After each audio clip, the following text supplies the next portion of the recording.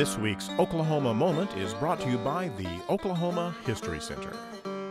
In 1938, a late April snowstorm in Oklahoma City provided a movie theater with a cool short subject to be shown in the next hot Oklahoma summer. A great man once said, "Everyone talks about the weather, but no one ever does anything about it." Well, we've decided to disprove Mark Twain's statement and try to do something about it by showing you some scenes made by Arthur Ramsay on April 8, 1938, during Oklahoma City's last snowstorm.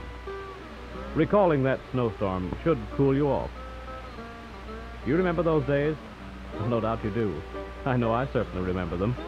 You probably recognize all of these scenes, and if you look closely enough, perhaps you can catch a fleeting glimpse of yourself or some friend slowly freezing to death. That's a chilling thought, isn't it? Come on now and cool off with us.